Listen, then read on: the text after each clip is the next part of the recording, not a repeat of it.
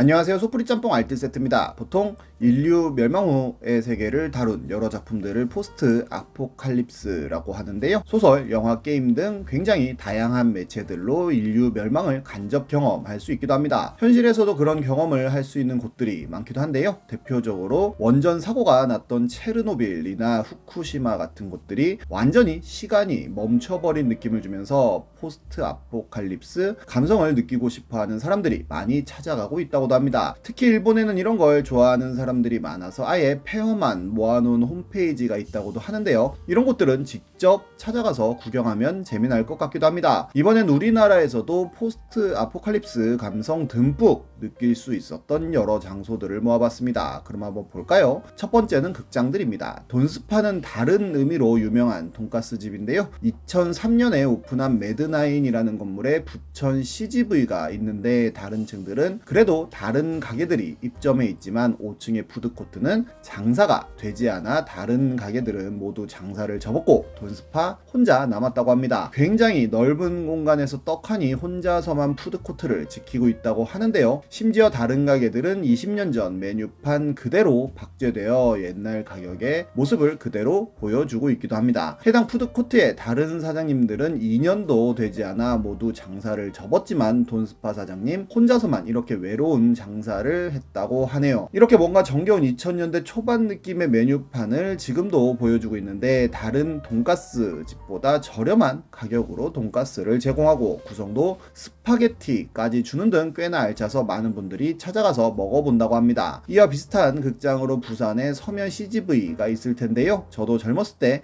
서면 CGV 1층에서 헌혈하고 공짜 티켓 받아서 터미네이터 3를 봤던 기억도 납니다. 서면 CGV는 지오플레이스라는 건물에 있는데 이름과는 달리 서면 중심가에서 굉장히 멀리 떨어져 있어서 서면역이 아닌 범내골역을 이용해야 합니다. 그래서 그런지 서면 중심가엔 예전에 CGV 대한이 있었는데 서면 CGV로 예매해놓고 CGV 대한으로 영화 보러 가는 사람들이 꽤나 있었다고 합니다. 오픈 때는 웨딩홀이나 버거킹, 휴대폰 가게나 투썸 등 굉장히 많은 점포들이 있었지만 지오플레이스가 워낙 유동 인구가 적은 곳에 있다 보니 건물에 거의 모든 점포들이 짐을 빼는 바람에 서면 지오플레이스를 가면 지금은 모든 곳들이 이렇게 불이 꺼져 있고 심지어 에스컬레이터도 운영하지 않는다고 하는데요. 그나마 유일하게 남아 버티던 시골집이라는 가게도 코로나를 버티지 못하고 휴업을 했다고 합니다. 그래도 서면 CGV에는 부산 유일의 아이맥스관이 있고 부산 최초의 CGV라는 상징성이 있어 계속 운영하고 있으며 같은 건물에 있는 홈플러스와 단둘이 오손도손 지오플레이스 멱살 잡고 영업을 하고 있다고 합니다. 한 네티즌이 CGV를 들어가며 올라가는 길을 영상으로 촬영해 올렸는데 굉장히 무서운 느낌의 문을 열고 어두컴컴한 곳을 지나가면 파란 불빛에 공간이 나오고 그곳을 지나가야만 CGV에서 영화를 볼 수 있다고 합니다. 요즘처럼 극장과 장사가 계속 안 되면 서면 CGV도 없어지지 않을까 걱정되기도 하네요. 서울엔 신촌 메가박스가 있는데요. 신촌 메가박스는 신촌역, 경의선, 민자역사에 들어왔는데 초반엔 밀리오레도 함께 운영을 했었습니다. 하지만 경의선 열차가 1시간에 한 대 정도밖에 들어오지 않은 죽은 역이다 보니 밀리오레는 얼마 가지 않아 망해버렸고 2012년부터 입점업체들이 전부 철수하며 이 큰 건물엔 메가박스만 영업을 하고 있다고 합니다. 게다가 이 건물에 유치권 분쟁까지 일어나며 어마어마하게 살벌한 분위기를 연출하기도 했었는데 무서운 현수막들 사이에서 영화관 정상 영업 중이라는 현수막만 붙어있는 모습은 굉장히 유명하기도 했습니다. 워낙 노후화된 건물에 이런 살벌한 분위기다 보니 귀신 목격담도 많았었는데요. 엘베를 혼자 탔는데 정원 초과가 떴다든지 아무도 입장하지 않은 상영관에 알바가 정리하러 들어갔더니 빨간 옷 입은 여자가 알바를 뚫어져라 쳐다보고 있었다는 썰 등 점점 귀신 성지 비슷하게 되어가자 아예 신촌 메가박스에선 귀신 이벤트를 진행하기도 했었습니다. 그래도 신촌 메가박스는 생존을 위해 굉장히 리모델링을 자주 하여 메가박스까지 들어가기만 하면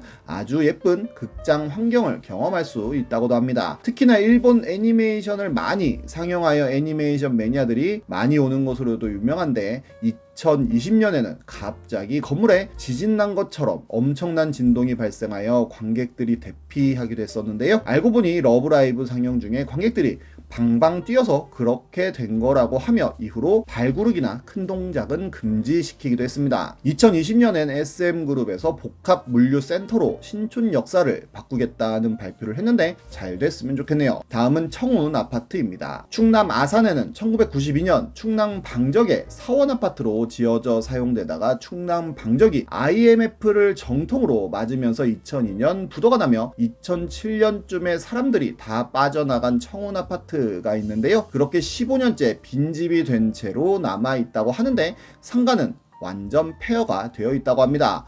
이유는 모르겠지만 사용하는 집들을 그대로 둔 채 나간 집들이 많아 이 아파트에 가면 15년 전의 느낌을 그대로 경험할 수 있다고 하는데요. 최근에 경향신문에서 청운 아파트를 찾아가 사진을 찍어 왔었는데 입주 안내문과 퇴거 안내문이 함께 있는 모습도 있었고 아이가 쓰던 농구 골대 등 여러 집기류들이 그대로 있었다고 합니다. 옛날 필수품이었던 가게 전화번호부는 물론 2006년 9월에 월급 명세서도 있었는데 122만 4,600원을 받았다고 하는데요. 아파트 안으로도 담쟁이 넝쿨이 들어와 있고 예전 주인이 써놓은 외출 시 확인 글씨도 확인할 수 있다고 하네요. 15년 전엔 정말 몸만 나갔는지 옷걸이에 옷도 그냥 걸려있기도 한데요. 국내 야구 갤러리의 한 유저는 냉장고 안에 15년 전 박하사탕이나 15년 전의 생수와 반찬들을 찍어서 올리기도 했습니다. 페가 갤러리에서도 이곳을 찾아간 분께서 몇몇 사진을 찍어 올렸는데 15년 전에 썼던 낙서들도 그대로 남아있고 이런 스티커들도 붙어있다고 하네요. 옛날 집에 많이 붙어있던 부적들도 볼 수가 있으며 아이가 그린 그림이나 15년 전에 여러 동네 가게들 스티커도 볼 수 있는데 그때는 찌개류는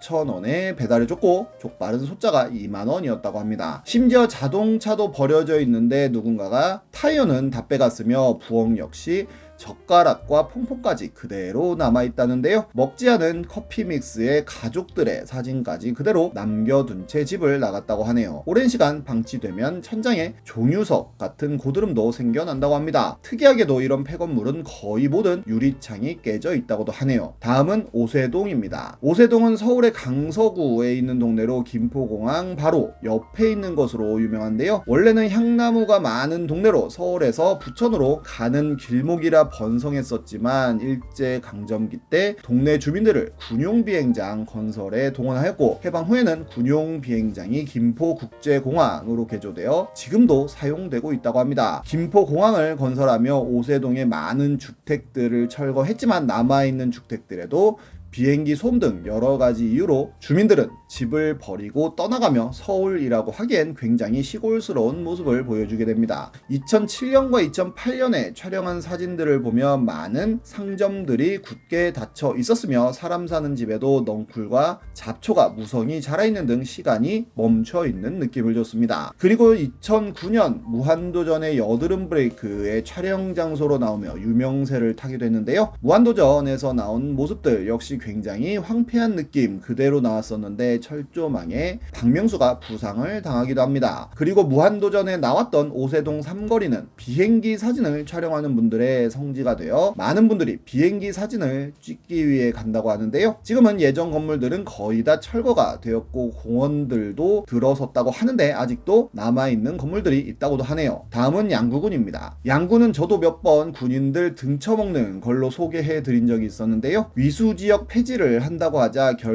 결사반대한다는 현수막을 걸기도 했었는데 막상 헬기 부대가 들어온다고 하니 시끄럽다며 결사반대를 또 하기도 했습니다. 위수지역 폐지에 휴대전화 사용으로 양구로 오는 군인 숫자가 급감하자 강원도지사를 찾아 군인들 휴대폰 사용 시간을 하루 한두 시간으로 줄여달라는 요청을 하기도 했었는데요. 게다가 코로나로 인해 외출하는 군인들이 확 줄어들자 거리는 텅 비어버렸고 아예 국방개혁 2.0으로 이사단이 해체되며 유령도시 비슷하게 되어버렸는데 올해 3월 뉴스1에서 양구군을 취재가서 보여준 모습은 오후 12시에도 말 그대로 사람 한 명 없었으며 군장병 30% 할인을 써붙인 가게 역시 문을 닫았다고 합니다. 그 기사에는 2000년에 양구에서 군생활 하신 분이 댓글을 남기기도 했는데 당시에 작은 여관이 하룻밤에 15만원을 받으면서 대민지원은 겁나게 요청했다며 좋은 기억이 적이 하나도 없다는 내용이었습니다. 있을 때 잘하지가 이럴 때 나오는 말 아닌가 싶네요. 지금까지 속풀이 짬뽕 알뜰 세트였습니다.